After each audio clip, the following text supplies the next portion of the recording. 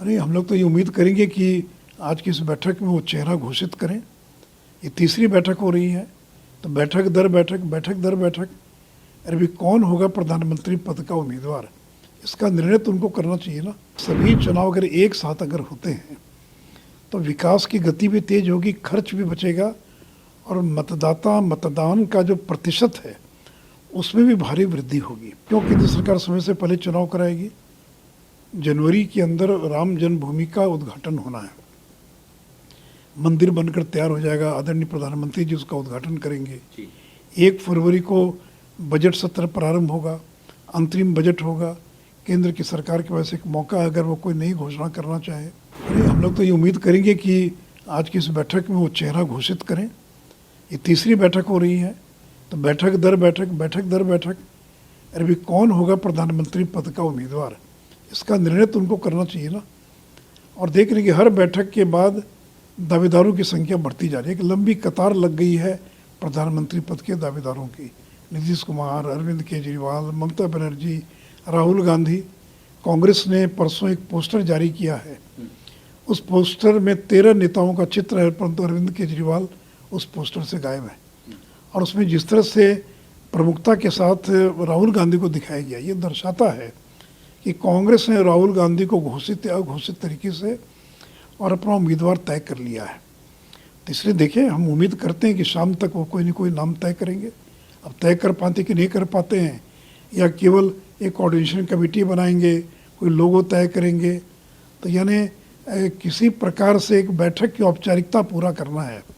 और ये जो सीट शेयरिंग की बात है, हर बैठक के पहले कहा जाता है कि सीट शेयरिंग हो जाएगी, तो इंतज़ार करना चाहिए। हम भी देखना चाहते हैं कि बंगाल में कैसे सीट शेयरिंग करते हैं, पंजाब और दिल्ली में कैसे सीट शेयरिंग करते हैं। समस्या वाले राज्य तो यही है ना। बिहार में तो पहले से गठबंधन है, महाराष्ट्र में पहले से गठबंधन है, तमिलनाडु में गठबंधन है, आधे से ज़्यादा राज्यों में सीधी लड़ाई है बीजेपी के साथ। सवाल तो केवल आम आदमी पार्टी शासित दिल्ली, पंजाब और बंगाल का है, जहाँ पर कि ममता बनर्जी की सरकार बंगाल में है। और अभी बाई इलेक्शन हो रहा बंगाल में, उस बाई इलेक्शन में ममता बनर्जी अलग चुनाव लड़ रही हैं और कांग्रेस और सीपीएम मिलकर चुनाव लड़ रही है। तो इसलिए देखिए, केवल बैठक करने से कोई परिणाम निकलने वाला नहीं है।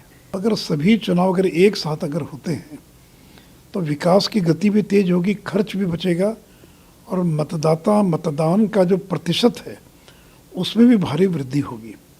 और देखिए, देश का मतदाता बहुत जागरूक है, उसके मालूम है कि विधानसभा में किसको वोट देना, लोकसभा में किसको वोट देना। तो जिन लोगों को ये डर लगता है कि अगर एक साथ चुनाव हो गए, एक साथ चुनाव अगर कराए जाएंगे तो हो सकता है कि मतदाता केंद्र के अनुरूप वोटिंग करे, लेकिन ऐसा नहीं है। अभी भी देश के अंदर जैसे उड़ीसा में चुनाव एक साथ होता है जी, तो विधानसभा में लोग बीजू जनता दल को वोट करते हैं और लोकसभा में बीजू जनता दल और बीजेपी को भी वोट करते हैं। तो ये बहुत ही स्वागत योग्य कदम है, उसकी रिपोर्ट का इंतज़ार करना चाहिए और केंद्र की सरकार फिर कैसे आगे बढ़ती है उस रिपोर्ट पर ही सब कुछ निर्भर करेगा। पहले ये अटकलें लगा चुकी है कि जो सेंटर है वो पहले चुनाव करवा सकता है दिसंबर में, ये जो 5 राज्यों में चुनाव होने हैं उसके साथ में। आपको क्या लगता है, आप क्या सोचते हैं? देखिए, अब कोई नीतीश कुमार और ममता बनर्जी की नरेंद्र मोदी से गुफ्तगू हुई तो मुझे नहीं मालूम है। तो ये तो केवल सुर्खियों में बने रहने के लिए इस प्रकार के बयान दिए जाते हैं। और क्यों केंद्र सरकार समय से पहले चुनाव कराएगी?